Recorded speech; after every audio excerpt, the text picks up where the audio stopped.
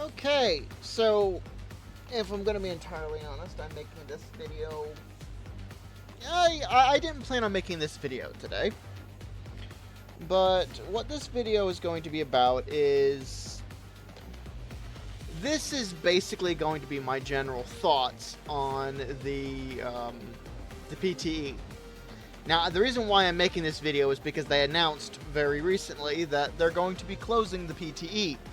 And they're doing it tomorrow at time of recording, so I kind of need to make this video now if I'm actually going to be able to access the PTE. This isn't only going to contain my overall thoughts about the PTE. First, I want to go over some of the updates they made, and I actually want to look at the announcement about them ending it. So what I'll probably do is I'll probably have this thing at the bottom of the video, that basically says go to X timestamp if you want to hear my thoughts or my thoughts overall about the PTE. I'll probably put that at the bottom of the screen, popping up right about now. Hi, Editor Gray here. The full video was about 4 hours long, so what I ultimately decided to do was basically to split it in half and release the second half later, probably next week. This video is only going to cover the patch changes, or the patches for the PTE up till it ended, which made up about the first 2 hours of the video. I know it's kind of late, seeing as the PTE is already over at the time that I'm editing this, but I didn't want to just scrap all of it, so this is what I ultimately decided to do. Anyway. So, there's a couple things I want to look at notes-wise, because I think they're interesting. And I made a previous video talking about the updates to the PTE up to, I think, mid-May. So, but we're going to be covering, basically, what happened next from then on. Where is it? Let's see if I can find it. There we go.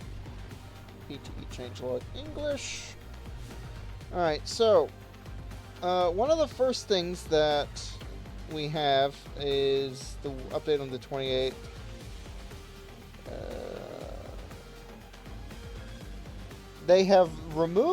They for some reason have reduced the frontal armor on tanks by 10%. Now, the change on the 28th actually happened before I made my video playing the refinery invasion scenario on the PTE, but I had completely forgotten about this. Nope, that's the wrong deck. Here we go. I need vehicles, and I specifically need tanks, so where's armored? There's armored. Okay.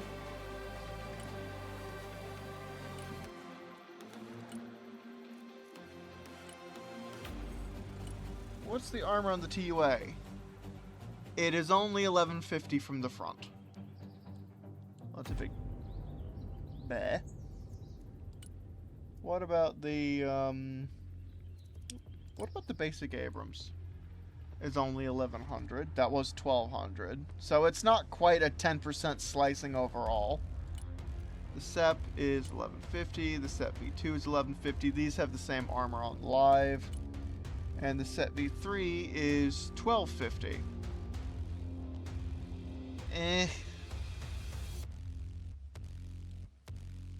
That's actually a point. Where is... No, that's SOCOM. Give me... Where's the Booker? Booker. There's the Booker. Yes, it took me that long to find the Booker. Oh, they even changed it on the Booker. It's now 700. It was 8 before.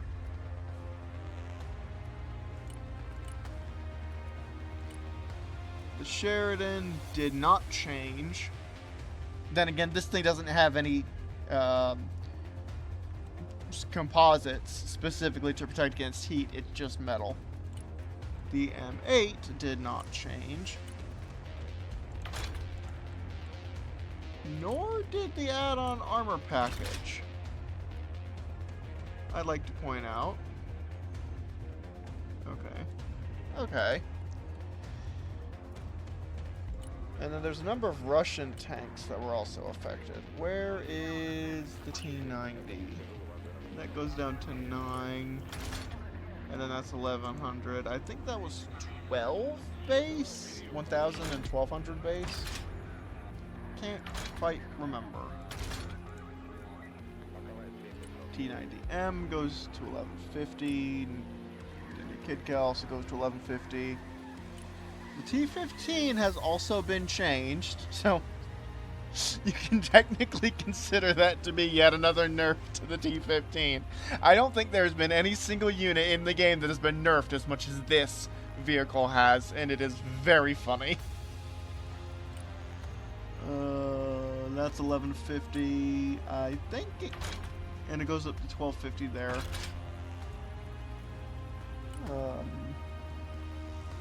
That's only 9, 10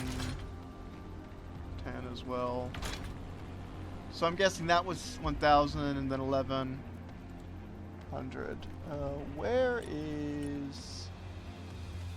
Also, I kind of feel like I need to say this, and honestly the fact that I feel like I need to say this is probably a problem, but when I say that the T-15 has been the most nerfed vehicle in the game, and I find it funny, I do not mean that as a jab towards Russian players. And the fact that I think I need to specify that just goes to show that people will take... some people will take things far too seriously. I just think that it's funny that something has needed that many balance changes. If anything... Those are some Contact 1 bricks. Oh, there's Contact 1 bricks all over the turret, huh? Anyway, if anything, I'm reminded of, and if anyone has played World of Tanks, then, well, any veteran World of Tank players, the name Waffenträger auf E100 is probably going to bring back memories. Whether or not those are joyous memories, traumatizing memories, or enraging memories is probably going to depend on which end of the Waffenträger auf E100's gun you were on. But I digress. Where is the T-80? 550 from the front. So... okay. 550 from the front. Where is Mech? Where is the T-72? There's the T-72. That's 7, which means it was like 8 on the front.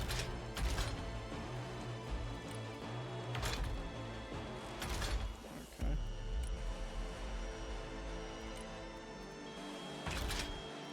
Interesting enough, the armor doesn't actually change on this thing.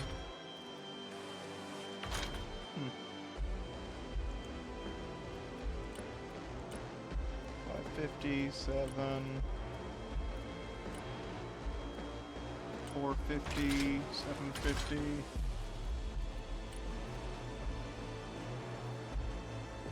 No, I want this.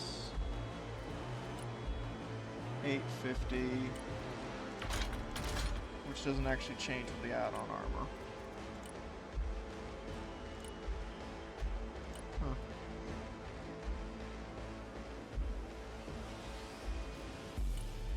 Wrong one. 650, 7, okay. 750, 650, or 8. Where is armor? A2, 650, 750.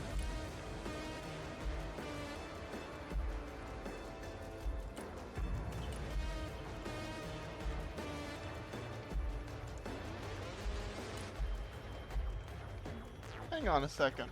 Where is settings? Gameplay.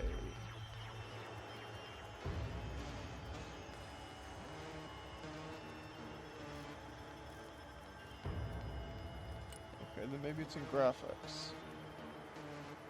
Preset, terrain quality, caustics.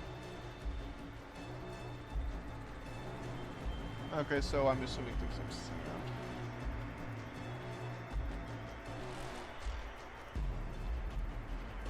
Okay, then maybe it isn't gameplay. Hanger. Here we go. Off. Apply. Back. Now, I suspect when I switch units... Okay. I thought I turned that off. What I want to do is unit animations in Hanger. Units info card default mode.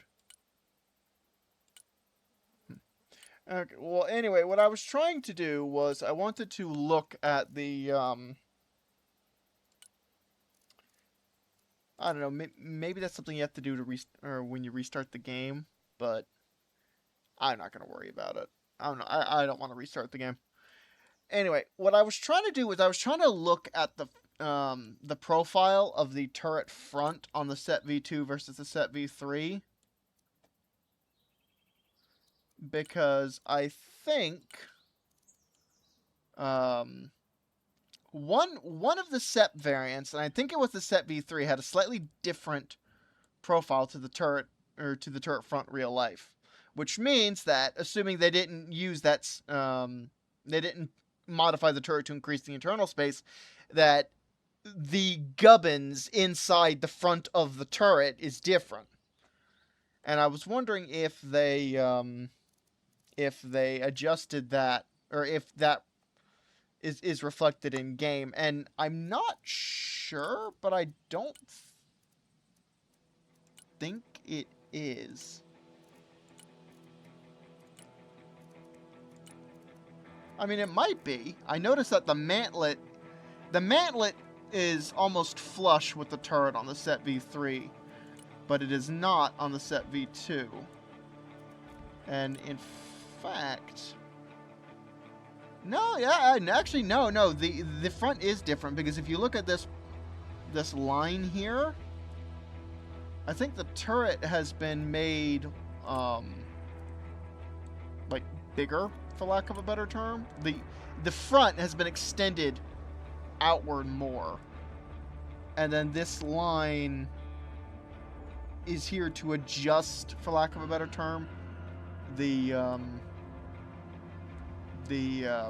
geometry of the turret, so it sort of meets the mantlet.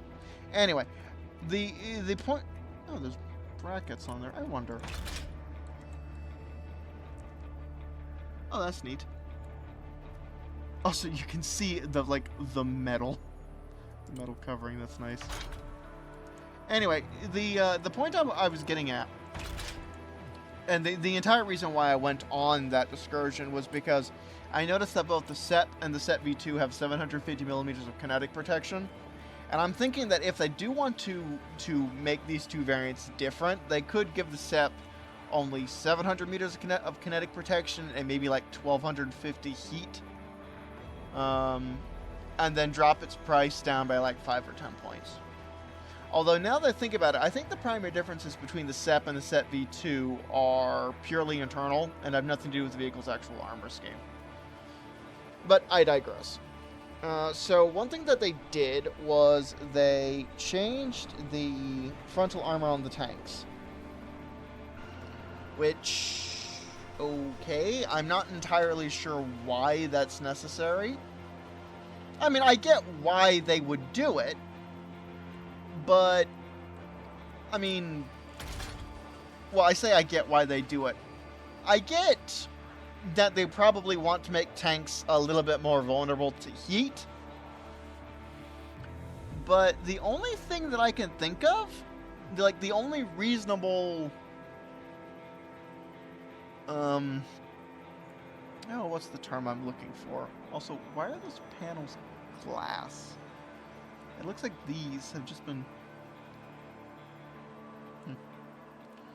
But the only reason that I the only reason that I can think of that they would have done that is if they wanted to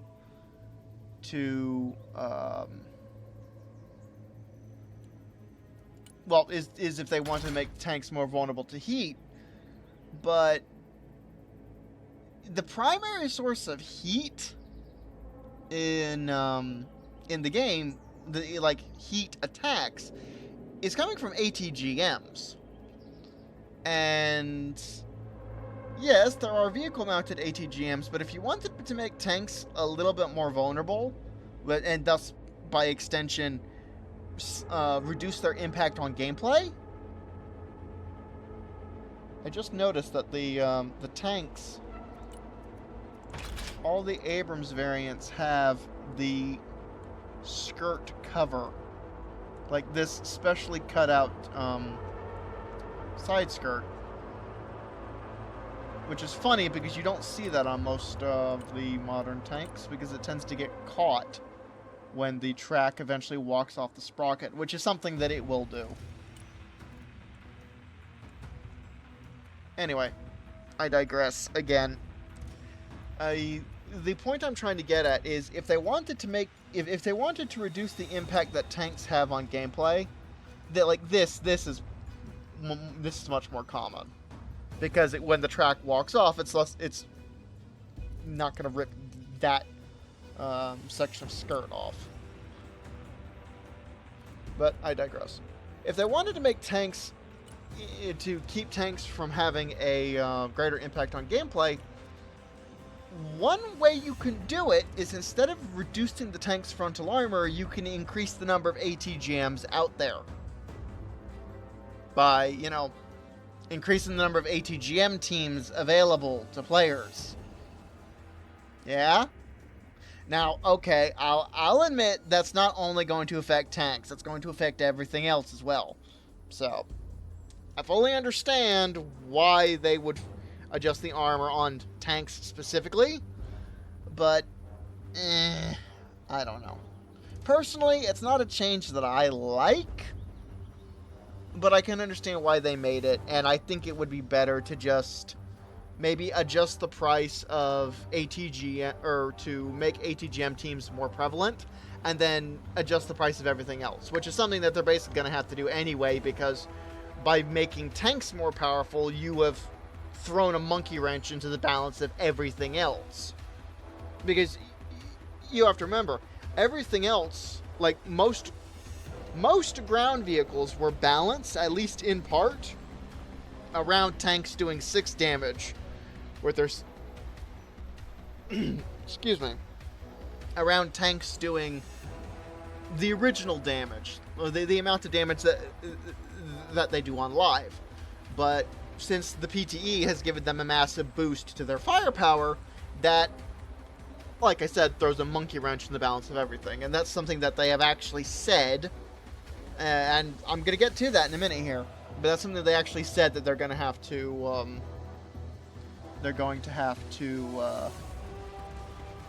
that's something that they actually said that they're going to have to address. Another thing that they have changed is the refund timer for all ground-based ballistic missile systems increased by 4 minutes. Ground-based ballistic missile systems, MLRS. 10 minutes 50 with the basic Gimlers. 10 minutes 50 with ATACMs. 10 minutes 55. 443. 442. Okay. If I'm going to be entirely honest, I'm not entirely sure how this timer works. I think this is how long it takes for the vehicle to come back if it was destroyed. But if you just tell it to RTB, the time it takes to return to the deck is the return to deck time. I think that's how it works. And I'm not sure what they're getting at here. Unless they had really short return to deck times. Where's an equivalent priced vehicle? Set V2. Return to deck time. Oh, okay. Yeah. Alright, now I get it. Because the equivalent price between Okay, yeah, that makes more sense. In fact, for that matter, where is the...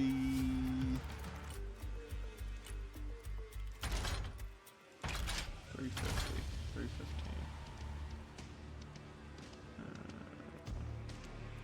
Actually, no, I can use the set V2 again, because that brings it to 320, which is close to 325.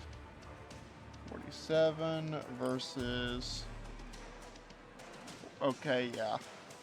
Actually, there is another way I can test that. Where's the T90M? Because this does bring it to 325. Yeah, that's 46 versus 446. Okay, it's 46, not 48. So, yeah, alright. I see what they're doing now. The AMPV transport capacity has been restored to 12 seats, which is something that I like, and something that I think I mentioned when I made my video when I played Refinery on the PTE. I'm pretty sure when I made that video I mentioned that an update had come out, and that one of the things they changed was the seating capacity on the AMPV. They also added infantry transport capacity to a number of scout vehicles that originally did not have it, including the BRDM-2M, the BRM-1K, the IFAV, the Humvee LRS, and the Guardian. Those all received 2 seats.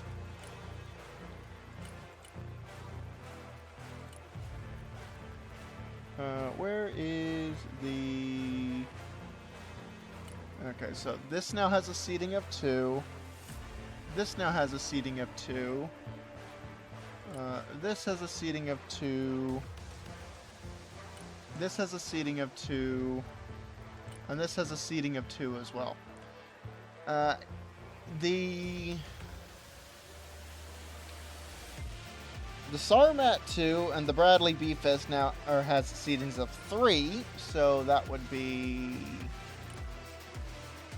Okay, that can seat 3, and where's the Beefest? There's the Beefest. That can seat 3 as well. And then the BRDM-3, the 1V14, the M25, the Humvee RWS, and the MATV can seat 4.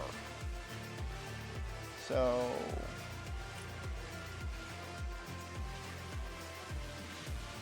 that can seat 4. That can't seat anybody. You'll note that they did not add seating capacity to every vehicle, just some of them. That can seat 4.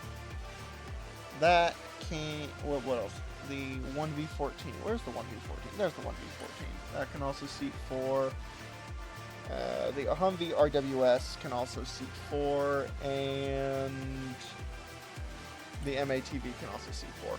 Now, one thing that I remember when I first played... Actually, I think this might be going back to the November 2024 beta test, is when I got to the Humvee RWS, one thing that I was kind of disappointed about was that you could not seat people in it. You couldn't use it as a troop transport. I was kind of hoping that you could use some of these Humvees as troop transports to transport around sniper teams. Well, you can't do that anymore. Except now you can. That said, and to be fair, I like the idea of infantry, of these vehicles being able to carry infantry in general. However, there are some... hang on a second.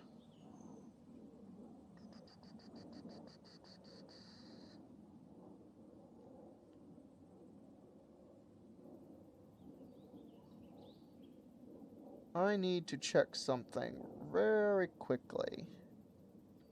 Specifically something about the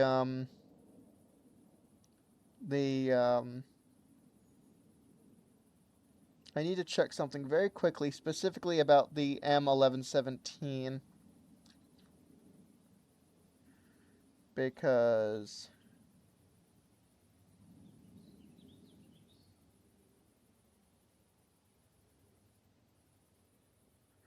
I believe the M1117 in real life does have seating capacity to accommodate a couple of dismounts, but I think the number's only 2.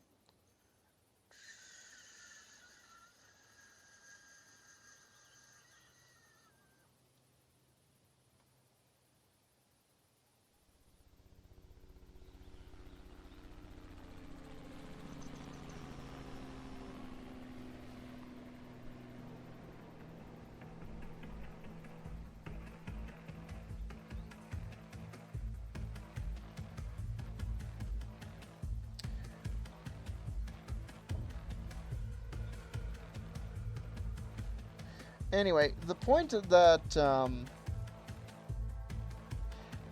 I've seen some people bring up a interesting point on the Discord.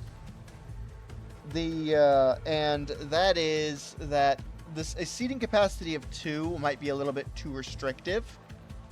And the specific example uses the BRDM2, and it gives a seating capacity of 2, and it notes that only one Russian spec has a seating capacity, has a 2-man recon team, and that it wasn't even in the same specialization, and they're referring to the sniper team, just a basic 2-man sniper team. Now, I think this is kind of interesting because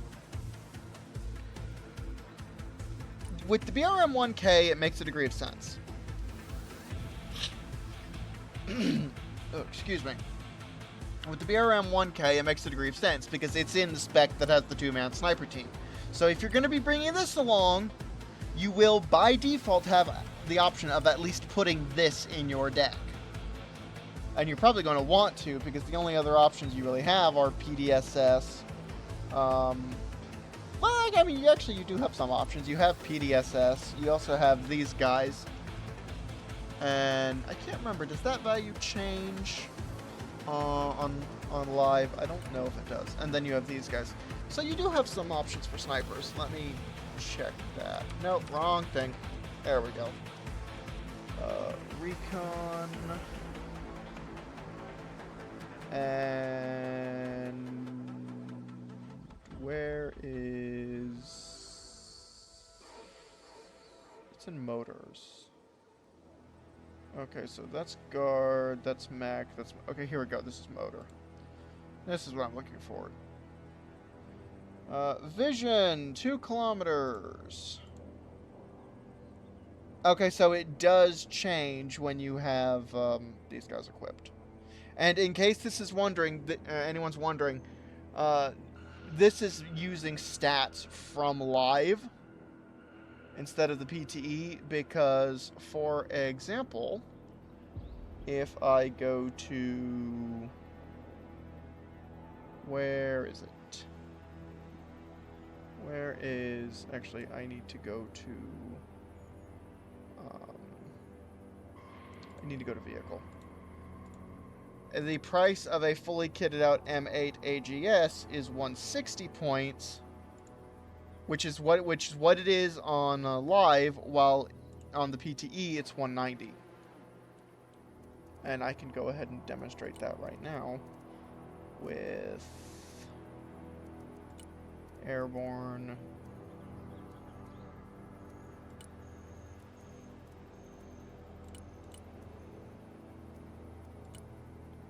Oh. Okay, there we go. Where is the P... There's the M8. I can demonstrate that right now, because that's 190.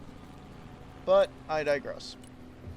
The, one thing that I have seen some people, or at least one person bring up, is that with only... Basically, it's that the seating arrangement's weird. And I do kind of agree with that. But I'm not sure how big of an issue it's actually going to be in the grand scheme of things. Because the issue does kind of persist for the US as well. Well, I say kind of. I think there's a total of 2 units that have 2 people. One is obviously the scout snipers, and I think the other one is specifically if you take these guys. I'm not going to even try to pronounce that.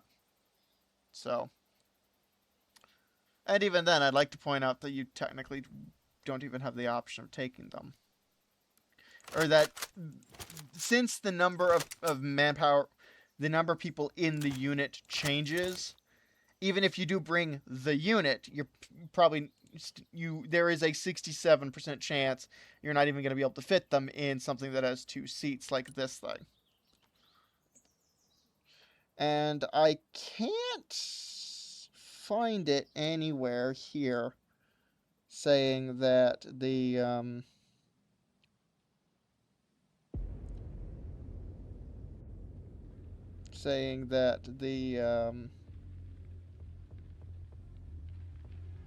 I can't find it anywhere here saying that the vehicle has space for 2 dismounts.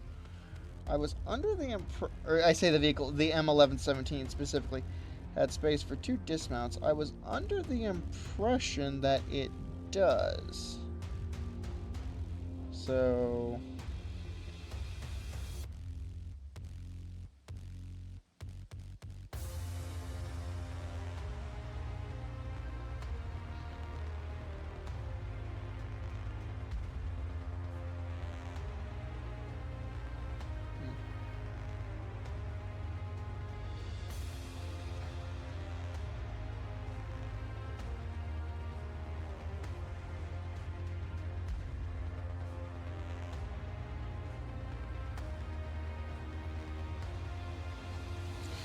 Anyway, I digress. I think the figure is 3 in-game.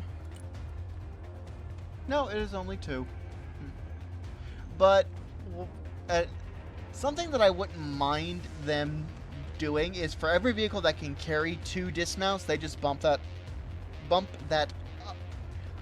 up to 3, because that would allow a lot more flexibility in the kind of squads that you can take. So that's the BRDM2, the BRM1K, the IFAV, the Humvee LRAS, and the Guardian. The M1117 Guardian, not the helicopter. I think that would allow a little bit more flexibility, and I honestly doubt that would affect the game balance all that much, because if you are relying on vehicles like this to transport your infantry, I'd argue you're probably doing something wrong. I don't know, that's just me though.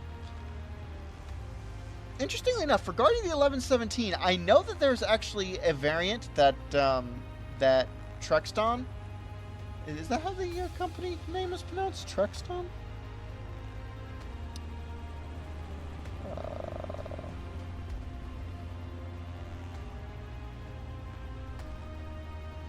Textron.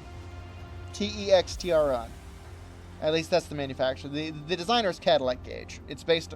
The M1117 is based off the V100 and V150 series from the Vietnam War. But I digress. There is a variant of the M1117 that is about 2 feet longer and has the capacity to fit 8 guys in it. And I honestly think that would be interesting to put in airborne infantry as a more heavily armored vehicle. I don't know if the IFE version can be tossed at the back of a perfectly good airplane, but let's be honest, the game has fudged other things for the sake of gameplay, so I don't think it would be a big deal if they fudged that as well.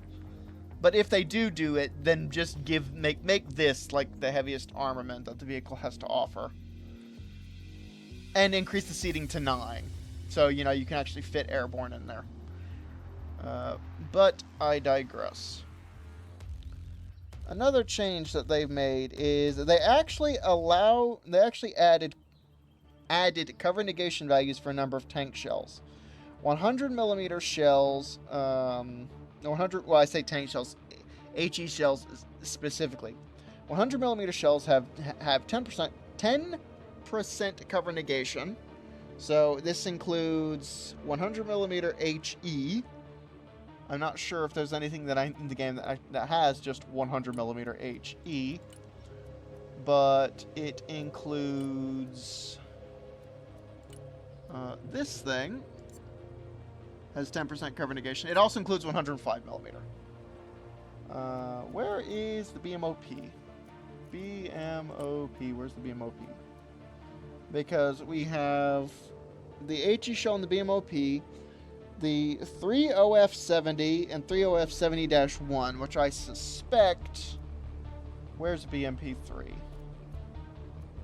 Back. There we go. 3UOF19.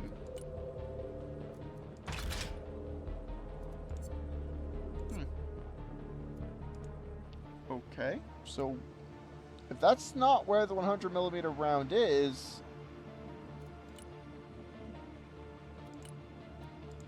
no, that just comes with the upgraded version by default.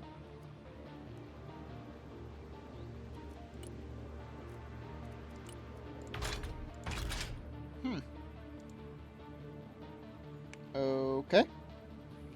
So I don't know what uses the 30F70 and the 30F70-1.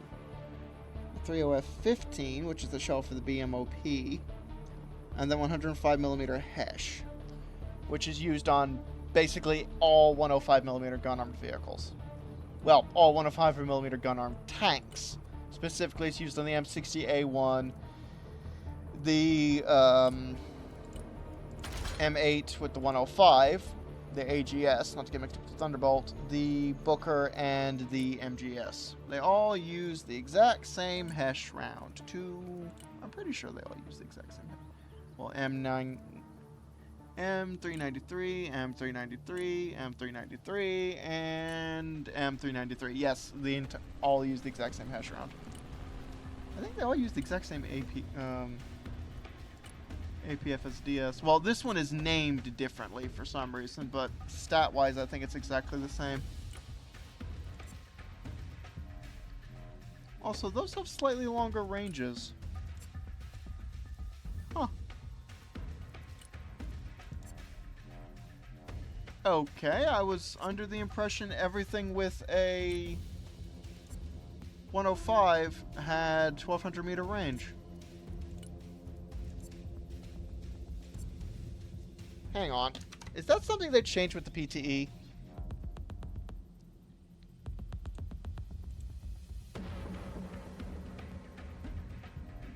No, that has 1300 meter range.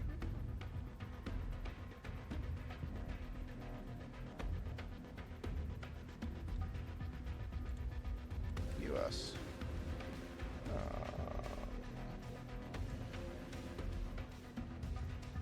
That has 1300 meter range.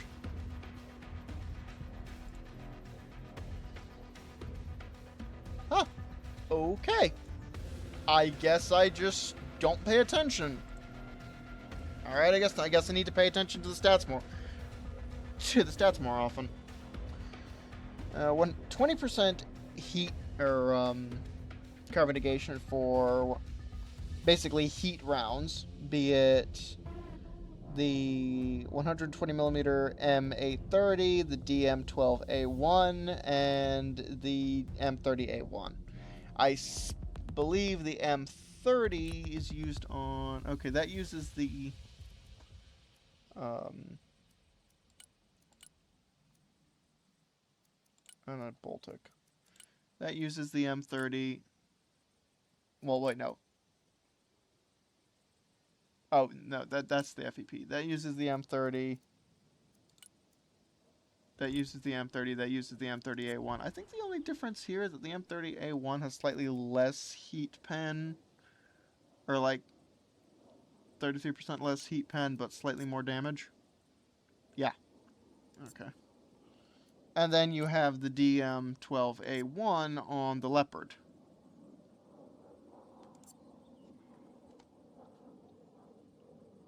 Interestingly enough, I noticed that the Russian heat Doesn't appear to be on this list.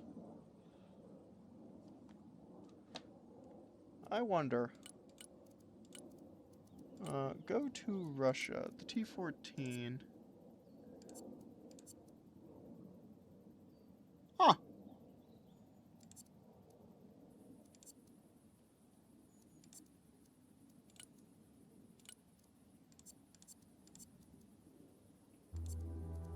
So apparently the Russian tanks don't... Their heat doesn't get cover negation.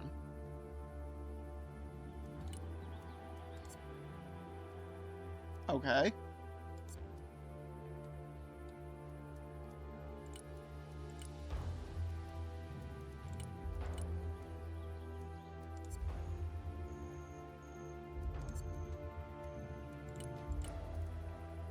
Actually, that's a point.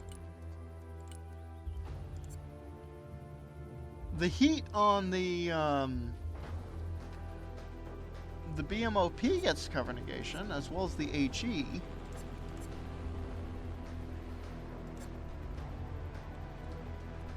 But the heat on regular tanks doesn't. Where's the Sprut? That gets cover negation. That does not. That gets cover negation, and that does not.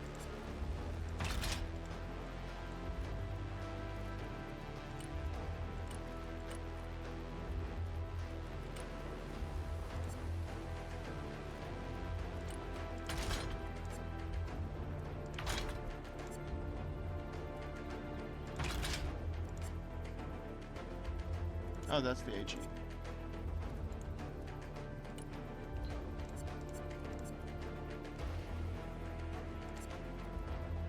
Okay, so why does the U.S. to the heat fired by U.S. tanks and the Leopard 2 A8 and the Baltic Battalion get cover negation while everything else doesn't?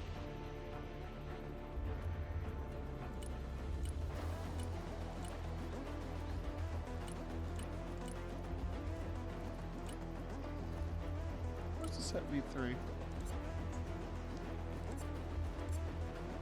Well, I mean, I know the answer to that question likely is because Russian tanks always, or almost always, in fact, I think all of them have access to HE shells, and those do get cover negation, as I'm going to cover in just a second. So why should their heat and their HE get cover negation? But I'd like to point out that both the heat and the HE shells used by the Set V3 and the Leopard 2A8 also get both both of those rounds get cover negation as well. So I don't see why Russian tanks wouldn't get cover negation on their heat rounds. And honestly, as far as I'm concerned, just give it to them. I don't see any big deal with it.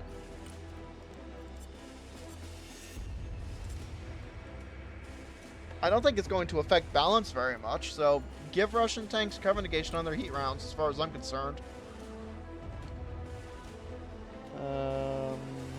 125mm HE rounds get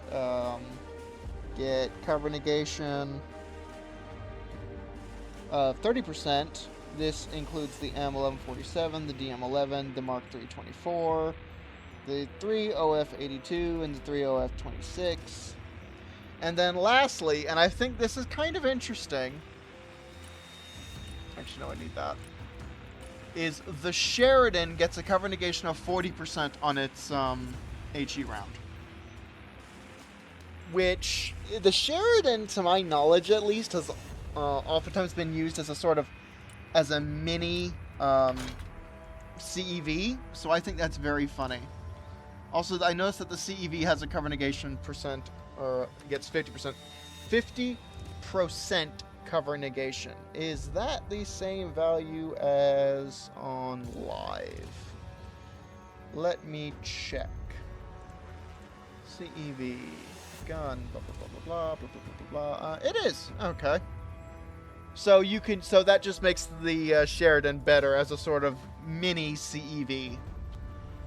Well, I say mini CEV. It's a mini CEV that has 50% longer range. 15 damage versus, what is it, 17 damage? Yeah. But the CEV has like twice the pen.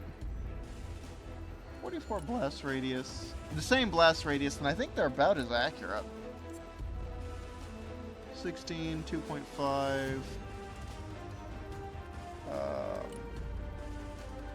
16, 2. Yeah, that's pretty much exactly the same. Also, I noticed that the Sheridan has no minimum effective range, so it's it could theoretically kill itself with its own blast radius on its shells. And with as lightly armored as the Sheridan is, that's not actually unusual. I mean, heck, a Sheridan could theoretically kill another Sheridan with a direct hit from its heat round. Or not its heat round, its HE round. What's the range of the Shillelagh? 15.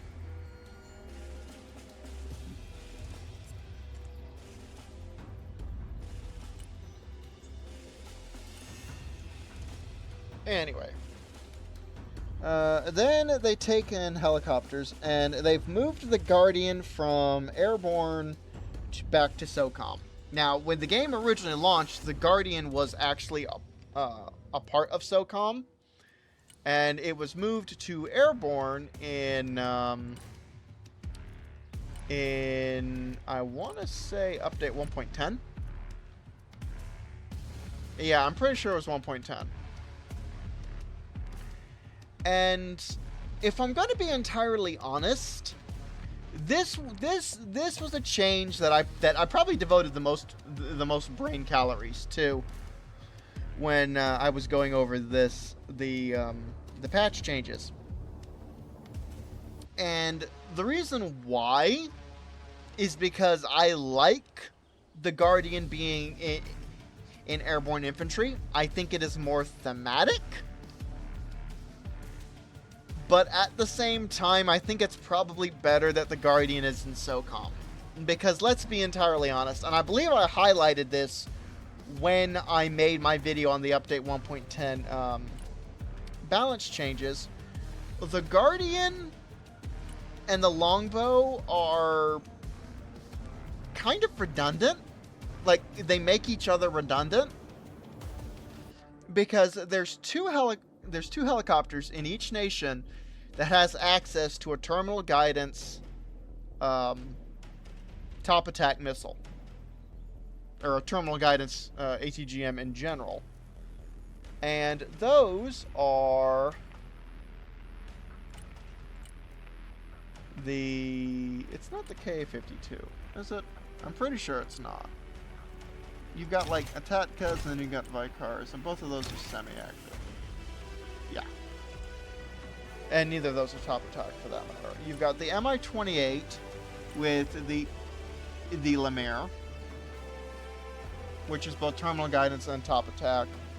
And you have the KH-52K with the Hermes, which is also terminal guidance and top attack. So the thing is, though, is that the Mi-28 and the Ka-52K are in separate specializations. Which means that of the various specialization combinations out there, 10 for Russia, there's a higher chance that you're going to be that you're going to have a helicopter in your deck with a terminal guidance ATGM. In fact, I have a picture saved on my phone, which lists a point. It's basically a point allocation spreadsheet from back when the game, prior to the game coming out. So some of the point values, well, actually, it's still pretty accurate, except for the fact that they've moved 250 points in update 1.10. They moved 250 points from striker Cav's support tab into the infantry tab. But you have, where is Russia?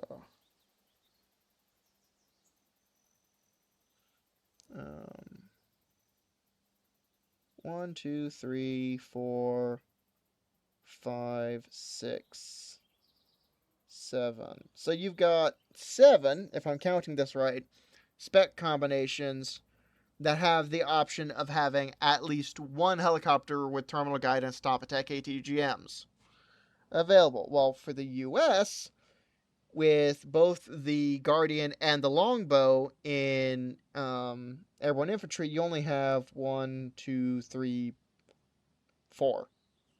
You only have 4. But now that they're spread back out, that goes back up to 7. Well, actually, it's more than 7 when you think about how the Baltic Battalion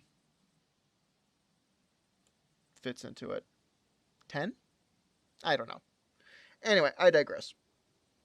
So, I mean, honestly, part of me wants it to be back in airborne infantry. And I think I actually think that it fits. It kind of fits better being back in airborne infantry, even if I do admit that it is made redundant, or having 2 helicopters with terminal guidance top attack ATGMs is kind of redundant. Or having 2 helicopters with terminal guidance top attack ATGMs in the same specialization is kind of redundant. I think that it would be better. And I think the problem isn't so much having 2 helicopters with terminal guidance top attack ATGMs in the same specialization. It's that the Apaches in general don't have as many customization options as they could be. For example, to my knowledge, and I could very much be wrong here, but if I'm not mistaken, it is actually possible to mount the versions of the M230 onto the hardpoints of an Apache. Or if not mount the M230 themselves, then mount some other type of gun pod. I'm not necessarily saying that you can mount them necessarily like this, although I wouldn't be surprised if you could. But the idea of an Apache, and I specifically use the regular D Apache as an example, having 3 M230s could be kind of fun. I mean, especially something like the zombie scenario. At the same time, I know that Apaches can also mount. They can also mount the air-to-air stingers.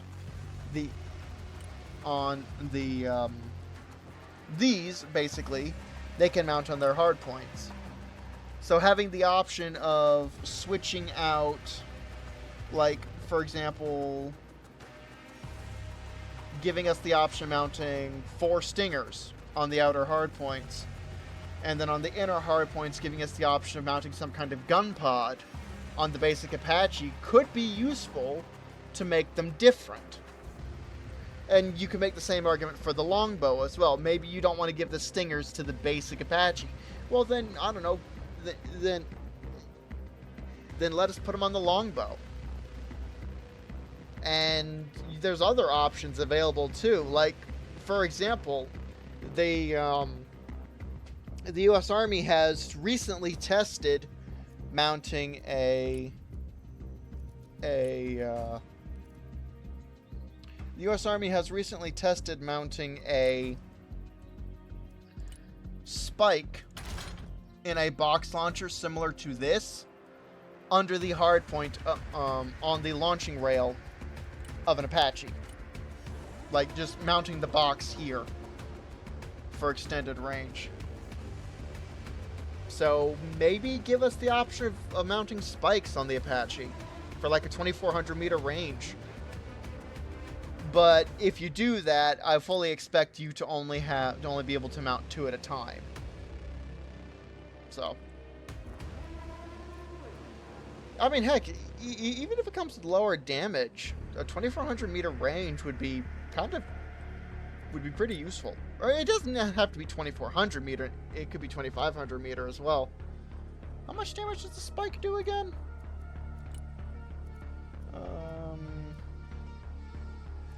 What is it? Only like 10?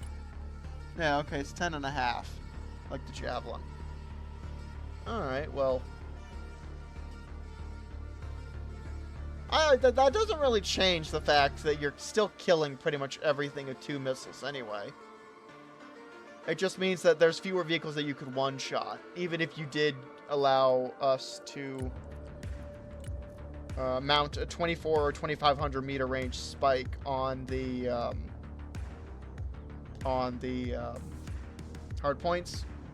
Like, if you allowed us to swap them 1 for 1 with a Hellfire, you would still be killing things in in 2 hits. There's just fewer things that you could kill in 1 hit. But anyway, I digress. I think that they could increase the loadout options for the Apaches. And to be honest, I think there's a lot of things that they could do for the Russian helicopters as well. I'm just not covering that here because I actually want to cover that in its own dedicated video at some point. A video that I've been meaning to make for months now, actually.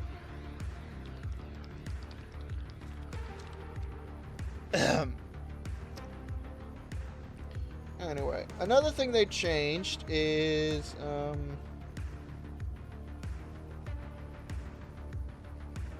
okay, so they have apparently increased the resupply time for the KH-52K with the cruise missile from 60 to 90 seconds. Where's the KH-52K? There's the KH-52K. Cruise missile, because this is the only helicopter in the game that can mount a cruise missile. Yeah, that's 90 seconds now. That's 90 seconds for 1. So I assume if you have 2, that's a total of 180 seconds that you're going to be basically waiting around for. Although if you use them with the cruise missiles, I would probably just go with the gun pods because if this thing has cruise missiles, I don't think I'm going to be using it like a traditional helicopter. If I want to use the cruise missiles on it. I'm going to be treating it more like a support platform than an actual helicopter. And at that point, I would much rather just take the cheapest option. I mean, heck, I'd kind of prefer an option for nothing that just saves you 25 points to bring this total down to 325. Or to 225, rather. 235, excuse me. I apparently can't do math. They added some new infantry loadouts for the PTO Melts and the Mech Rifleman MMGs. So let's see what those are. PTO Melts, I think, is in motorized. Yes. And Mech Rifleman is in armored. So the PTO Melts. So what have they done here? Lid. Why? Anyway. So what they've done is they've given the PTO Melts a grenade launcher.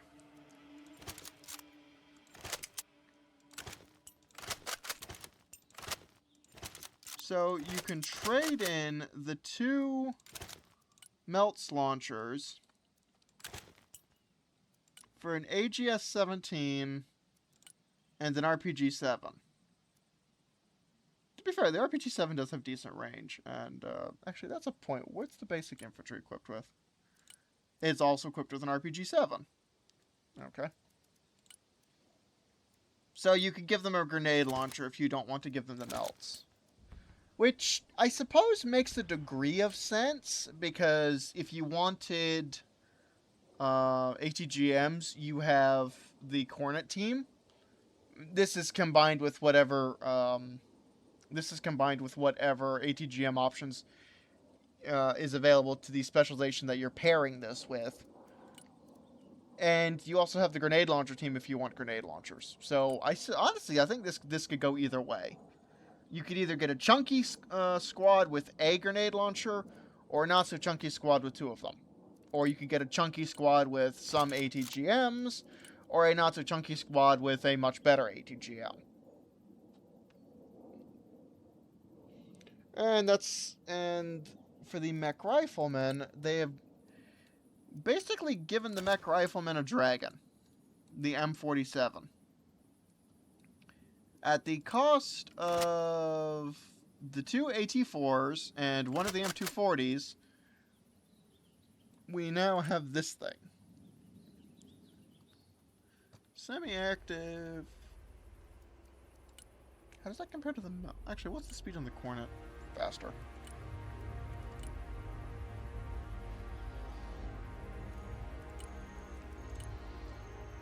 Well, decent range, decent damage, and decent pen. All things considered. Although it is slow and it is semi-active at 515. What is the speed of the Javelin? 540. Okay.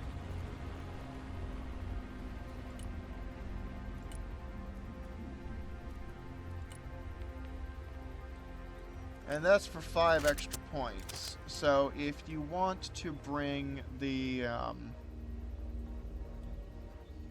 if you want to bring some extra ATGM, you could. Personally, I would just like the option of taking these guys, upping their point cost by like 10, and just giving them a Javelin with like 4 missiles. Or heck, even up their point cost by 15. Just give them a Javelin. Or maybe even up it by 20. It is a 7-man squad. With like 4 missiles. I think that would be nice. They have also adjusted the HP values for the Mech Rifleman, the Mech Rifleman MMG, the Mech Rifleman AA, and the Mech Engineers. Because when they originally upped the squad size to 7, the HP values remained at 30. Now, the way the game handles infantry HP is that basically you have 5 HP per 1 person in the squad. So, actually, a really good way to demonstrate this is this unit here. 3 men in the squad, 15 HP. 5 plus 3 is 15. 2 men in the squad, 10 HP. 5 plus 2 is 10. 4-man squad, 20 HP. I don't need to do the math for that one because, well, let's be honest here, I'm reciting first grade math, so, or second grade math, whichever. I mean, I'd be kind of concerned if it's second grade math. Anyway, I digress. But when they raised the squad size to 7, the HP still remained at 30, so they've also upped the HP values to 30. They also slightly upped the price for the squad, since they upped the squad size, which kind of banjaxed one of my decks when I was that I made to do Boltisk, so that was a bit of a pain in the neck. But I digress. Actually, no, I think I made the Boltisk video before then. Although I did have to redo the deck for the refinery video. They also added a new infantry unit, a new recon unit for airborne. These can go away. The airborne Riki. This is a 4-man reconnaissance unit. Also, I find it very amusing that they're using this image in the tab, because this it reminds me of the 4-man fire team. The fire team is a 4-man U.S. infantry unit, and it is basically a sort of cut-down version of Mech Rifleman. So, yeah. I do not know, I don't know what it's for, but in the scenario editor, you can find the fire team. And I'm going to show it off here real quick. I showed it off in one other video, but I'm just going to show it off here real quick for the sake of just showing it. Now, I remember that it showed up in at least one of the campaign missions, and I think it was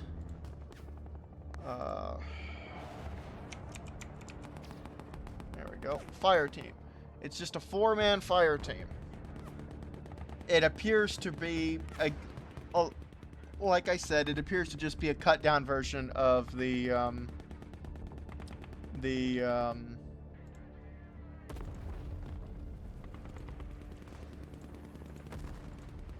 It appears to just be a cut-down version of the mech rifleman.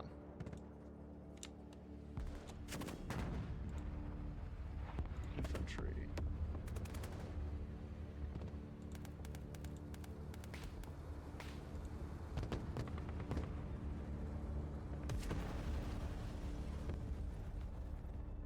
Mech rifleman has one more grenade launcher, one more M249, and 2 more AT4s. And some more rifles. But I digress. And they're probably going to give it a its own image when it hits live, and I hope it hits live. I assume it's going to hit live. They're probably going to give it its own image when it actually does hit live. But I find it very amusing that they're using that one specifically. As for what these guys have, this is kind of interesting. Because I don't remember if I've covered this. But they are the only unit... They are the only unit in the, or actually, no, I'm getting mixed up. I have covered this, apparently. But, I say I have covered this, apparently, because it was in the, they didn't introduce it in the May 28th, update. So, I covered it in my last video, I just don't remember it. But the thing that they have done here, and I think I covered this when I talked about it, was the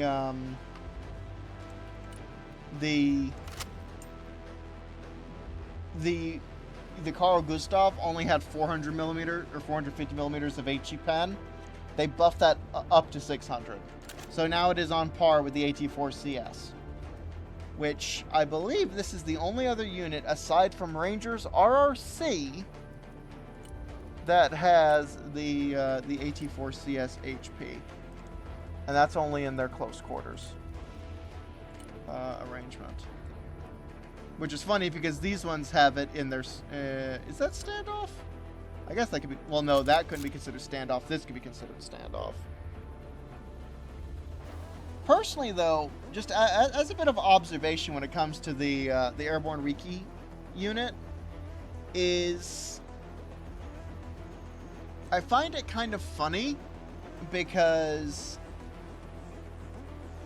basically of these roles. Like, if this is the scout team version of it, okay, yeah, I understand that.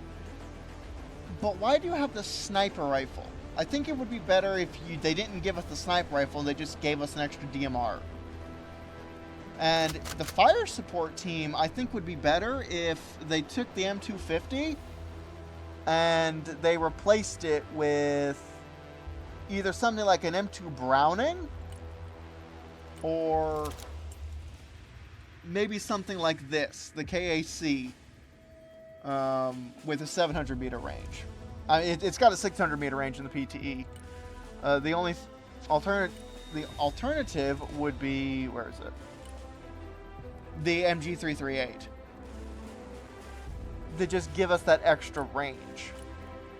Because, if I'm going to be entirely honest, a 4-man team, even with 10 armor, that's not going to take a lot of punishment. So, giving us something to allow us to flex that range, that range advantage would be nice, I think. They've also changed a whole bunch of the launchers and just generally slashed the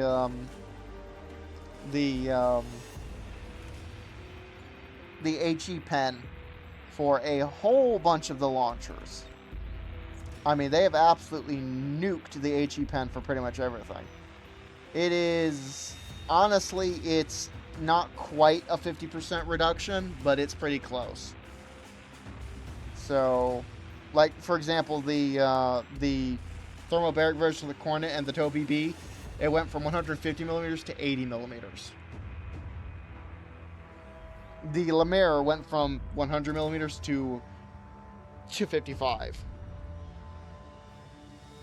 Where is the SRAW went from 140 to 75. And if I'm going to be entirely honest, the only reason why I can see them doing that is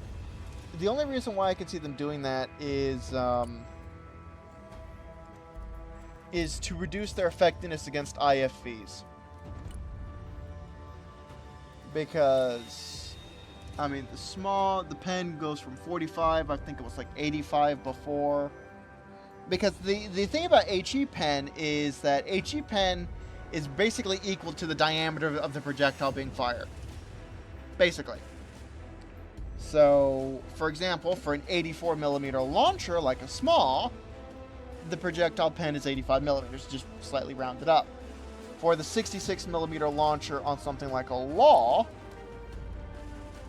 which is not here, where is... Nope, that's Basic Marines. I want these. Here we go. Instead of 65, it's now 35. So. And like I said, the only thing that I can think of that would warrant doing that is to reduce its effectiveness against armored vehicles. And okay, I can kind of see that, but why? I mean, I'm not kidding. I don't think, particularly against vehicles with cage armor, I don't really think that the extra pen is going to matter, or the reduced pen is going to change the time to kill all that much. I mean, I guess I can compare it. Where is... Where's something with cage armor? I need Russia. Where's a BMP3? Or not BMP3, where's this'll work. Go to the combat simulator. And yes, this isn't completely accurate. Or at least it's warning that it may be inaccurate. But this is the only tool I have to go off of. So let me think. What has 35 millimeters of HE pen?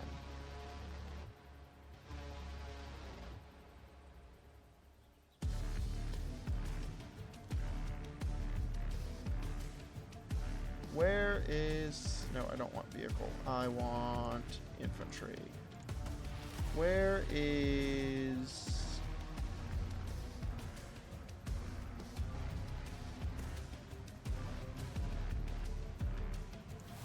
Greater CQC. Swap these. And the Law is out of range. Okay, well, let's reduce this to like 200 to make sure it's in range. Okay, so that's 3 shots to kill from the front. And 2 from the side using, what is this, 66 millimeters? 65 millimeters of HE pen. Okay, versus...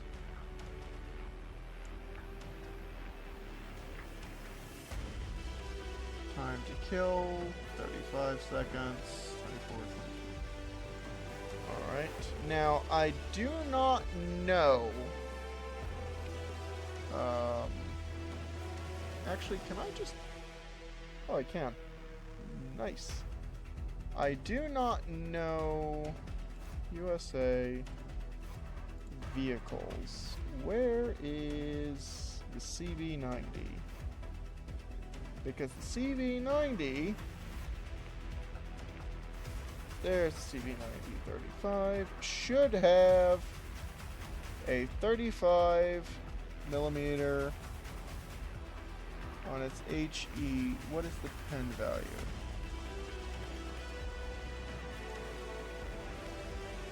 The pen value is 35. Okay. Remove that.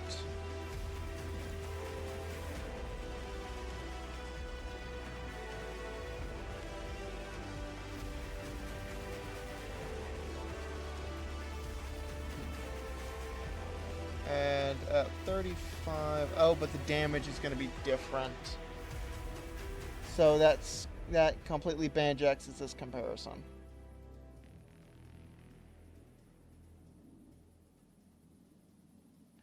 Alright, well, that completely banjaxes that comparison. The point I was trying to make, though, is that if the damage is going to be...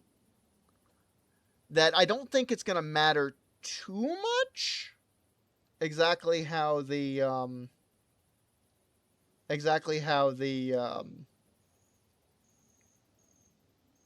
I don't think it's going to matter too much exactly how the HE pen affects armored vehicles.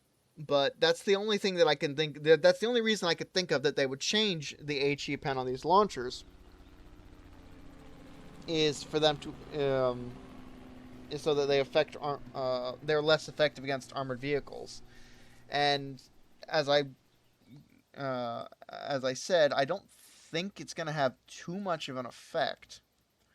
Because I only think heat pen affects armored vehicles. I don't think it affects damage that infantry receive, and I don't think it affects damage that infantry receives inside of a building. The latter, I'm pretty sure, is tied to whether or not an attack has cover negation, which is something that I'm pretty sure launchers do not get. None of those have cover negation. This does not have cover negation, even though if it would be kind of thematic if it did. That does not have cover negation. I say thematic because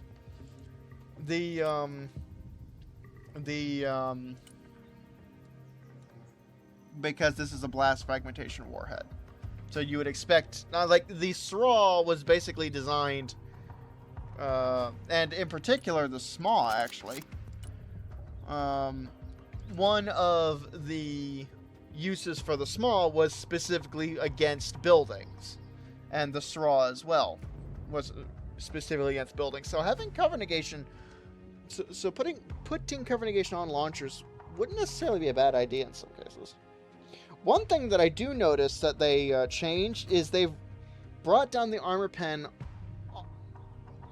on the Lemire, which I think is kind of interesting because if I'm not mistaken, and I think there's an easy way for me to check this. Where is the... No, that's not what I want. I want this. Because this has the Lemire. Okay, so... grab this heat armor, target HP. Let's just go to 19. Okay, so with a heat armor of 10, it basically halves the damage of the attack. Now, against a heat armor of 60, which... that means that you can kill the target in 2 hits.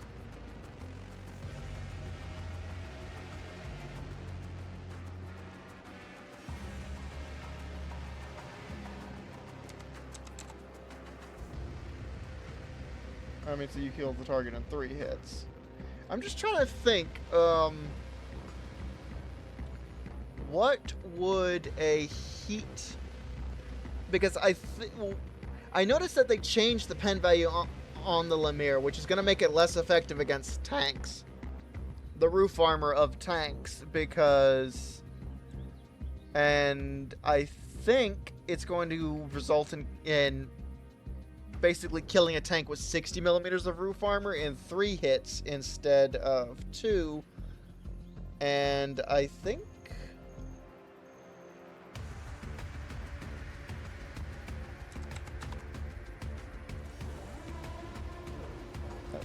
that can't be right. What if it's only 200?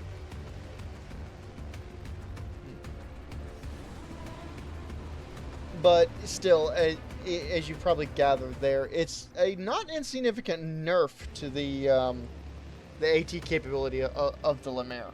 So that one, I'm not sure why they changed it, and honestly, I think it would be better if they just reverted that one back to 100.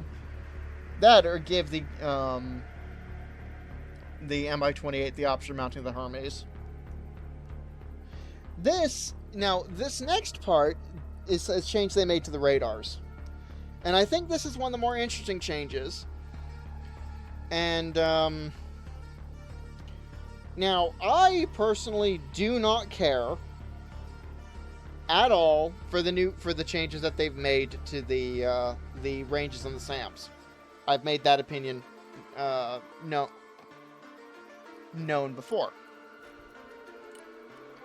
But one thing that they have done is they've increased the time interval between missile launches for what they're referring to medium and long range SAMs. And then they've adjusted the firing range and the radar multipliers for those same SAMs.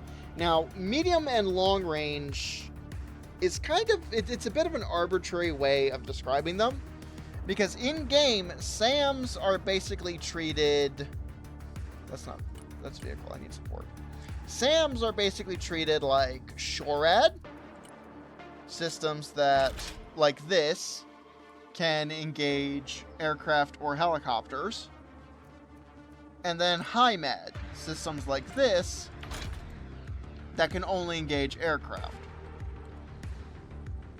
Generally, a good way to tell the difference between the two is to look at the range of the missile and to see if the low altitude and high altitude range is the same, then it's a HIMAD system. If you don't look over and see whether or not it can attack helicopters. SHORAD systems have different low altitude and high altitude ranges. One of the things that confuses me the most about the new AA ranges has to do with the Tunguska M, or more specifically, the Pantsir. Because the missile range on the Pantsir is 2,400 meters, both in low and high altitude. This does not make any sense to me, because that means that this is a better HIMAD than this,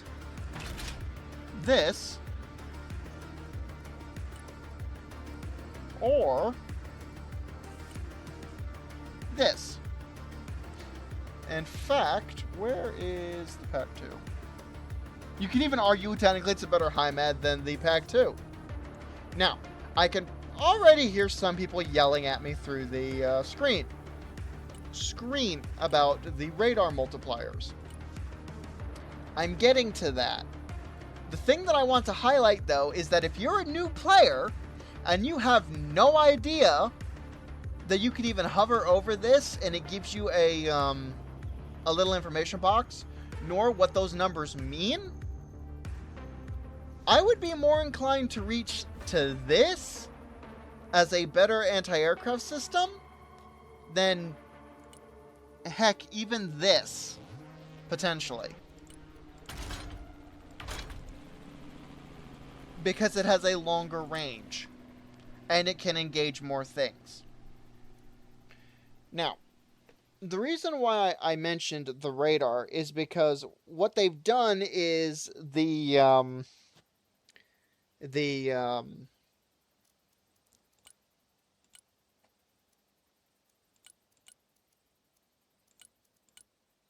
what they've done is the radar range,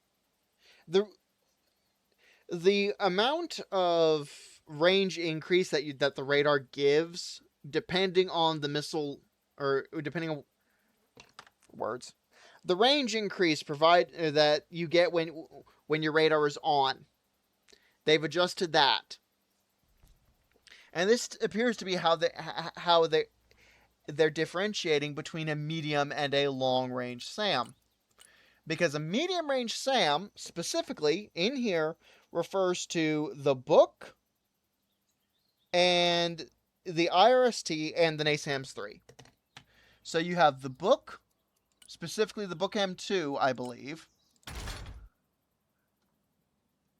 Yes. The IRST and the NASAMS. Where's the NASAMS? There's the NASAMS. Specifically, if you have the AMRAAM ERs.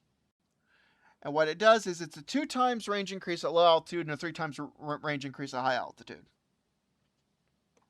So that basically gives us a maximum range of, for the IRST, that gives us a maximum range of 3.6 kilometers at low altitude and 5.4 kilometers at high altitude.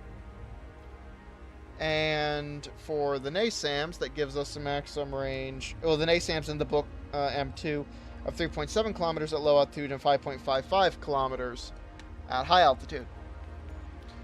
Now, if you upgrade to the book M3, it's apparently considered a high altitude. Nope. No, it is not. It still says a value of 2. Okay. Oh, okay, because they apparently consider the book M3, the S350, the PAC-3 as medium range as well. I just missed that. The book M3 gets to a maximum range of 3.9 at low altitude and 5.85 at high altitude, alongside the S350 and the PAC-3. The S350 and the PAC-3 MSC go to a maximum range of 4.4 at low altitude and 6.6 at high altitude. Long-range SAMs include only the S300PM, the S300V4, the PAC-2. And instead of having a 2 times range increase multiplier at short range, and a 3 times, or at, not short range, at low altitude, and a 3 times range increase multiplier at high altitude, these systems only have a 1 times range increase multiplier at high altitude, or at low altitude, and a 3 times range increase multiplier at high altitude. And to be fair, some of these ranges are getting pretty long. I will admit that. So the PAC-3, or not PAC-3, the PAC-2 can fire out to 7.05 kilometers with the radar on, as can the S300 PM and the S300 V4. The S300 PM2 can fire out to 7.5 kilometers with the radar on, and the S300 V4 with the giant missiles, specifically the 9M82MD missiles, can fly out to 7.8 kilometers compared to the regular 9M83Ms. Now, I like that change because I think it gives the radar, it makes the radar range longer. And I kind of understand what they're going for, to give the different SAMs more of a niche. But I still don't like that the range is a little bit bottlenecked. One thing that I could argue with maybe is, like, take the PAC-2 for example. Give it a 4 times range multiplier with the radar on at high altitude, but maybe only 1.5 times range multiplier at low altitude, and then reduce the missile range to only 2,000 meters. Excuse me.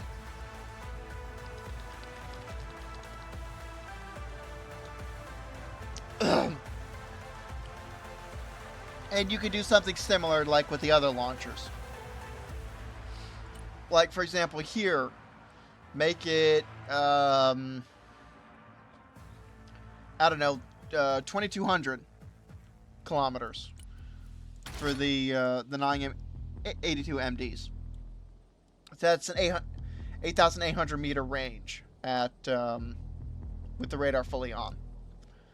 But with the radar off, that's only a 2,200 meter range, and at low altitude, that's only a 3,300 meter range. Which, granted, is still going to be longer than what these values are here, but it's still basically going to be incredibly short-ranged for anything that is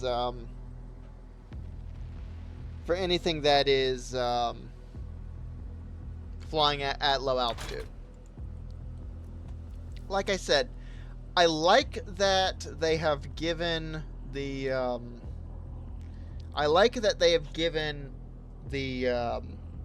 the different Sams different roles. Because let's be honest here, if I was playing US and I was pairing anything up with Marine Corps, I'm probably bringing the Pack 2 as my dedicated high med.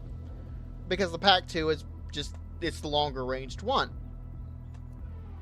Now this gives me a bit of, now I have to basically apply a bit of thought as to whether or not I want just purely more range, or do I want, or do I want to pick the Pack 3 MSE, for example, for more low altitude range?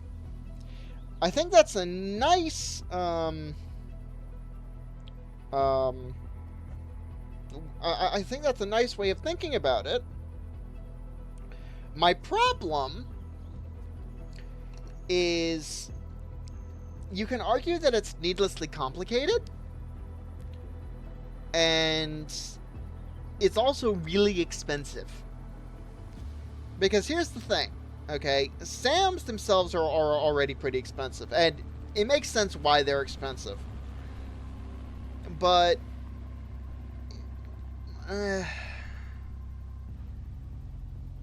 do I really want to shovel out the necessary points to bring a Pack 2 and a Pack 3 MSC in my deck? I mean, like, oh, okay, I guess I could... Oh, that's a nice touch. I'm seeing that box. I guess I could bring one of each, but bringing 2 of each is going to eat 1,000 points out of what is already going to be a, what is it, 2,250 point? No, it's only a 2,000 point support tab. That's like half of my support tab right there. And I don't know. It seems a little bit expensive. And personally, this probably isn't going to be much of a surprise, I do think that the ranges could be extended just a little bit. I like the idea. Don't get me wrong, but I don't know. Although now that I think about it, it actually would probably encourage players to bring one of each. Like, instead of just bringing 2 Pack 3s, if you're playing Armored Marine, instead of just bringing 2 Pack 3s, it would actually encourage players to, or not Pack 3s, instead of just bringing 2 Pack 2s, it would actually encourage players to bring 1 Pack 2 and 1 Pack 3. Then again, that also runs into its other issue, because you only have a maximum of 7 slots in a deck. Like, where's my Armored Marine deck? No, don't do that. Like, you only have 7 slots in your support tab. So, if you're going to bring... if you're going to bring more... if you're going to bring different types of units, then give us 1 or 2 more slots in... Or if you want us to bring more... Bring different types of units, give us 1 or 2 more slots in each tab instead of just 7. Like, for example, if I wanted to bring both Cat Javelin and Cat Saber, I guess I could. Excuse me. But that's an extra slot that I'm going to be taking up that I otherwise wouldn't need to. Except, if I want 4 ATGM teams, that's what I need to do, because I only have 2 of each. Anyway. I kind of like what they've done with the radars. But I think, personally, that if they want to nudge players more towards, like, mixing the different units instead of just bringing 2 of a specific type, give us a couple of extra slots in the various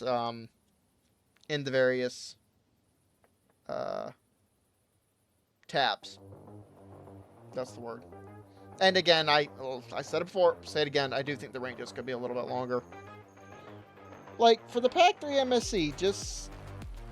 Well, the PAC-3 MSE's original range on live with the radar on is what is it? It's 7.2 kilometers.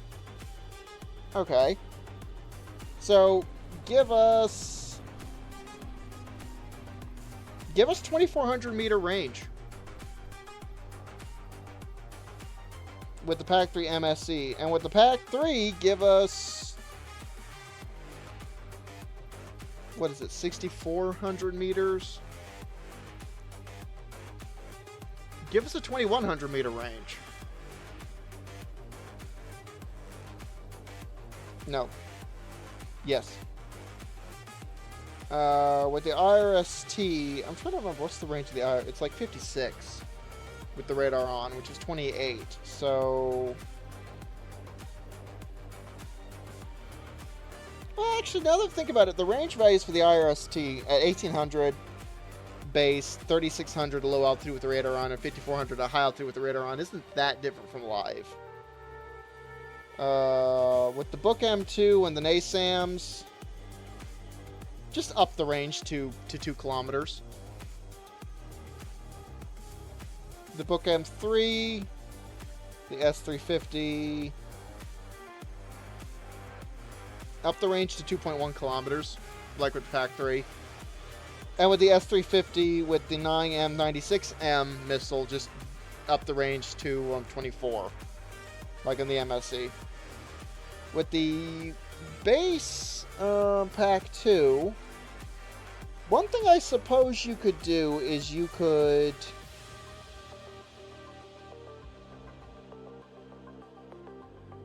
Hang on, does 81 divide into 3? It does, doesn't it? Yeah. Up the range to, like, maybe 2,700? Or just 2,600? And then for the S300 PM2, you can up it to maybe... What is it? 8.6, it's on live, so...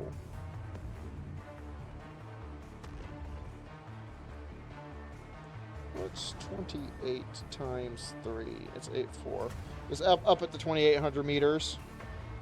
And then up the S300 V4 to like 3,000 to make it 9,000. If they're going to do that with the radar, they can do that. Or they can do what I was talking about with the... with adjusting the radar multiplier values. Anyway, for the June 9th hotfix, one thing that they've done... Now, I didn't touch on this for the... or I say June 9th hotfix. The June 9th update to the PTE. One thing I didn't touch on when I was talking about the previous updates changes to the air defense, it was the burst interval. I mentioned it, but at least I believe I mentioned it, but I didn't give specific values because these specific values were immediately changed in the June 9th update to the PTE. They were brought down. Now, the update or the values are 3 to 4 seconds firing interval for a medium range SAM and 4 to 5 for a long range SAM. They also halved the number of flares that jets have, which I think is kind of interesting. The cooldown for most air-type payloads, AA, anti-ground weapons, and SEED has been adjusted. The resurrection refund time logic for planes has been adjusted. 1 times for refund, 2 times for death. And the times for strategic bombers is still work in progress. So that's a point. Where's a plane? There. Okay, so Sukhoi.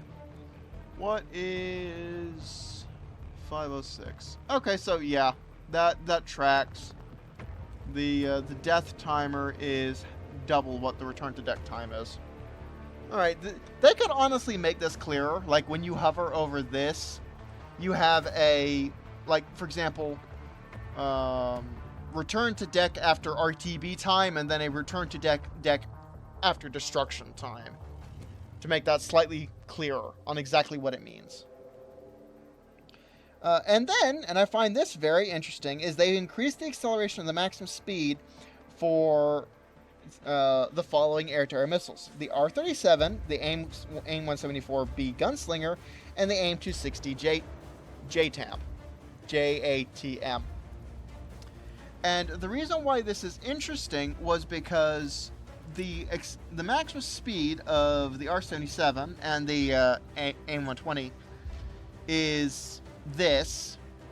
I don't know what that is. I think it's meters per second. That or kilometers per hour. Honestly, I'm not sure what value it is. Aircraft.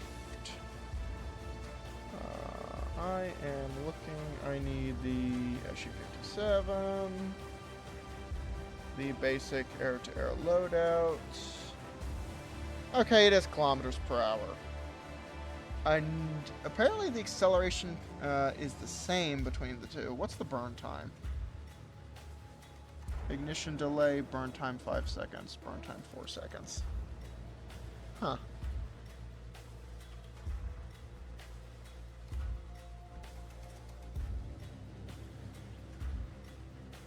Alright. So, by comparison, where's an F-22?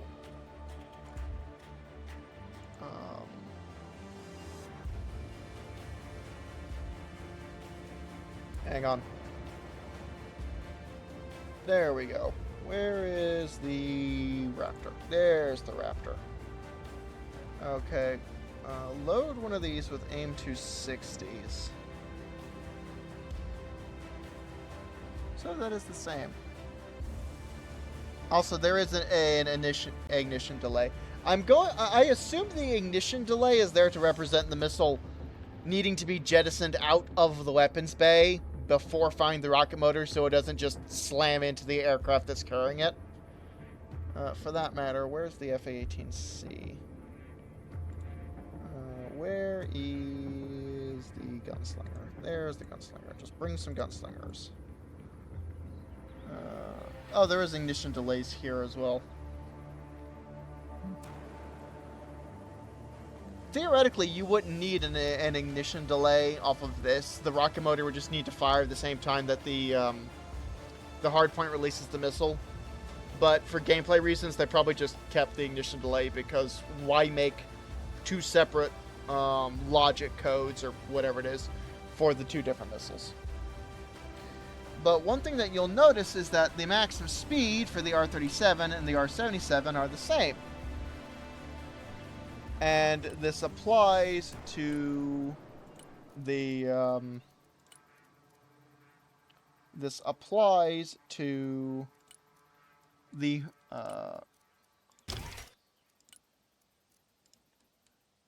AMRAAM and the Gunslinger as well.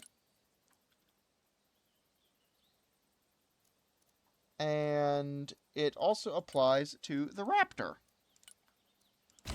as well. So this is kind of interesting. Personally, I think this is one of the more interesting changes, because an argument that I have seen people level against using the AIM-260s in particular on the Raptor is that the missile is slower than the AMRAAM. So, yes, it has a longer range, but it's going to take it a lot longer to actually get there than even it would if it just had the AMRAAM's speed. Actually, that's a point. I'm wondering, what is the maximum speed of the Sparrow? Okay, so the maximum speed of the Sparrow is basically what the Gunslingers used to be. Yeah, okay. Anyway. So, I find that an interesting change, and also one thing that you'll notice is that they've generally reduced the prices on the aircraft. So now an F-22 with 8 AIM-260s is now only 405 points rather than 440, which I personally like. I think that makes it a lot more attractive. This is... what is the price with... 340. what is it, like 370, I think, on live? I think it's 370. Yeah, it is 370. So, combine that with the fact that they've just, in general, made air superiority fighters cheaper, I think is going to incentivize using longer range missiles more, which, again, in general, I like. They've also reduced the number of RPOMs in... what is it? In SSO by 2. These are reloadable launchers, if memory serves. Yes. And, wait, no, are they? There's 2 launchers and there's 8 missiles, so I'm assuming they're reloadable, but they don't have a reload figure.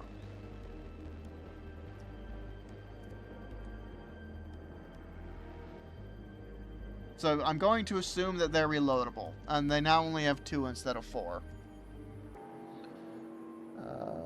The M72A10 Law has been replaced with, for Ranger CQC, has been replaced with a Moz firing the HE M440 or M441D RS, which I think is a new ammunition type. Although now this annoys me because why do they have a basic Moz and they still only have the RAWs with because the RAWs is basically an M3 Carl Gustav, whereas the Moz is like an M4 Carl Gustav. Actually, a better unit to show off. This is basically the stats of an M3 Carl Gustav. This is basically the stats of an M4 Carl Gustav. They're literally described as M3 Carl Gustav and M4 Carl Gustav here. You can see something kind of similar with the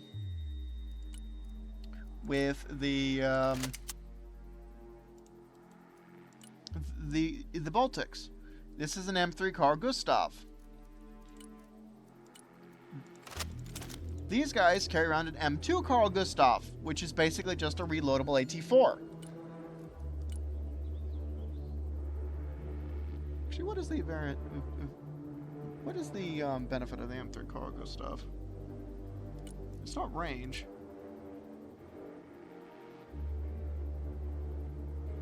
I'm pretty sure that's only 400 meters on live.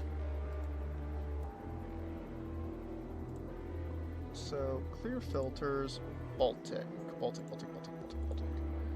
Okay, so these guys. This one is the one with the Carl Gustav. 500 meters for an M3 Carl Gustav, 8.5 damage. 450 pen. These guys... excuse me. Have the M2 Carl Gustav with 450 meters of range, 450 millimeters pen, and 8.5 damage. So it's actually slightly better than just being a reloadable AT-4, because the AT-4 only has 400 meter range. Pretty sure.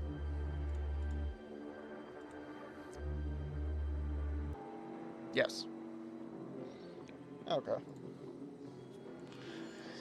Anyway, now it annoys me, now that I'm thinking about it, like, why don't you just give them the basic mods instead of giving them the RAWs? Yes, I know RAWs literally stands for Ranger Anti-Armor Weapon, so it'd be kind of weird not to give the Rangers the anti-armor weapon for the Rangers, but,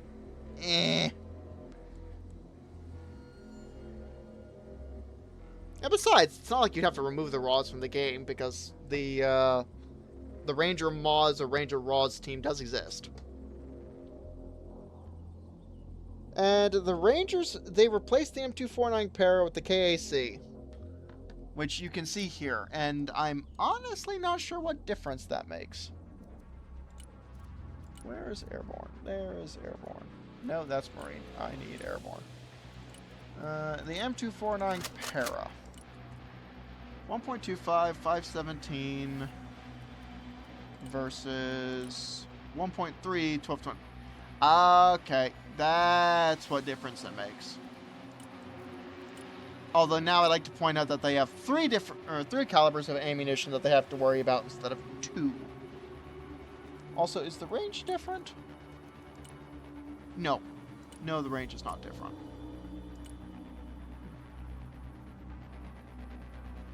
Okay, so they made that slightly more effective. I will say this. If this particular change does go to live, like if the infantry armament changes, I kind of don't want to see them adjust the ranges the way they did in game. Like increasing the range of most everything of basic infantry rifles to 500 meters, and then reducing the range of the kind of weapons that like Delta has, reducing the range down to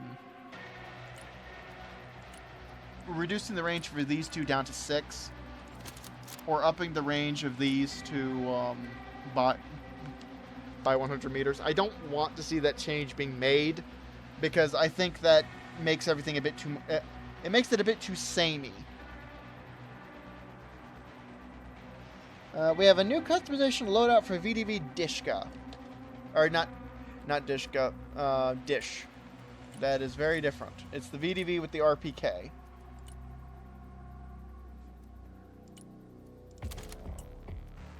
I'm not sure why it's called DSH, because nothing in here has DSH in it. Whenever I see it, I think Dishka, which is basically like a World War II era Soviet equivalent of the M2 Browning. But it doesn't have a Dishka. So this is your basic VDV, or you can bring a pair of PKPs instead of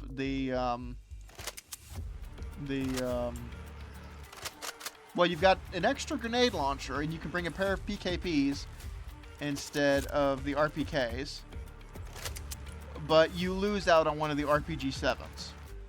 Or you can bring a Sturm, where you don't have any machine guns, but you have a slightly shorter range but harder hitting heat round.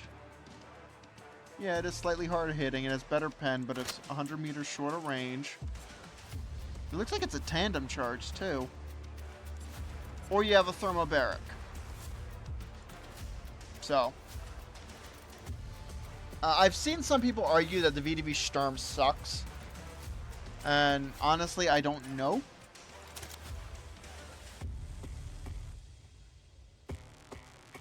And as you just saw there, they added a new loadout for Desansky.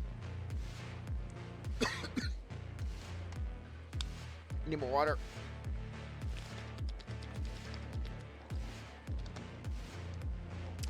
This is called Desansky 90. And I'm not entirely sure what they've done. Well, I mean, it's kind of obvious. They've given them all AP... what is effectively... they haven't changed their guns at all. They've just... AK-74Ms. I like these ones. These keep the RMO. Yeah. Those don't change. Those don't change.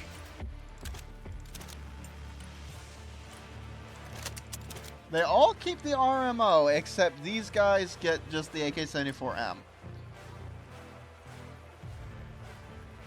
That might be a discrepancy, because as near as I can tell, there is no stat difference between the AK-74 and the AK-74 RMO. So just give them the AK-74 RMO. I don't know why they specifically have the AK-74M. Anyway, they trade out the 2 PKMs and the 2 GP34s and the RPG-7 with a single RPK-74 and an RPG-29, which is better in pretty much every respect to the RPG 7V. It's got longer range, more damage, more pen, and what's the reload time? 5 to 6 seconds? And the stats are pretty much exactly the same. Okay. I've noticed the RPG 29 becoming a lot more common in the game. Because beforehand, you could only find it on these guys. Acting as a sort of pseudo-Russian Moz team. But now, if I'm not mistaken, they are... No. That's not it. What else has them? Is there anything else in here that has them? I don't think so. I don't think so, but I will look. Oh, excuse me. That does not, that does not, that does not. These have bigger launchers that work even more effectively.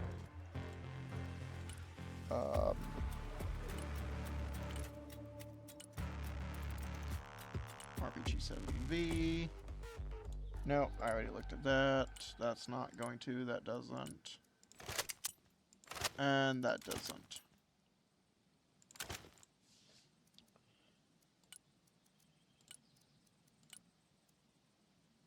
I know the cherry berries have them. And I call them cherry berries because I have no idea how to pronounce that. Cherny Beretti. Even if it is pronounced Cherny Beretti, cherry berry is just simpler to say. So cherry berries they are. Melts. That is the original Melts. RPG 27, which I think has, yeah, it has comparable stats. So it's basically just a reloadable RPG 27. The RPG 29 is basically just a reloadable RPG 27.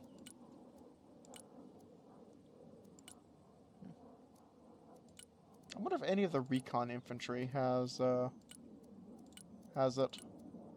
I don't think so. No, they have an RPG 16.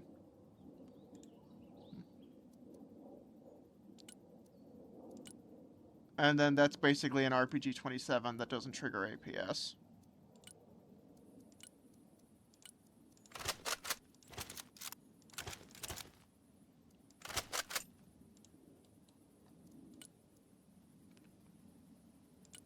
RPG 27.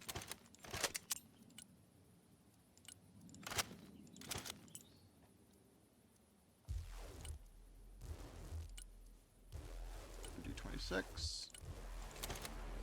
Okay. So the number of squads that have the RPG 29 has increased threefold. I like that.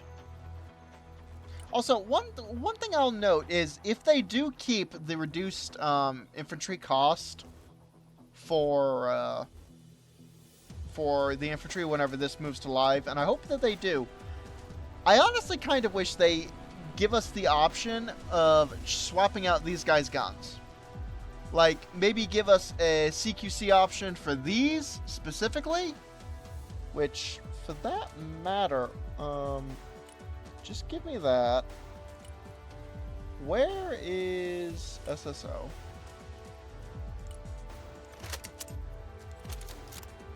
Okay, so they do have the harder hitting,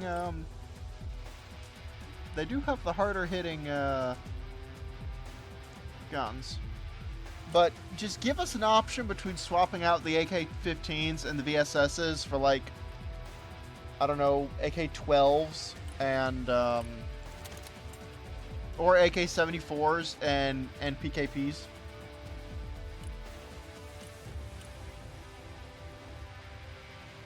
Something like this.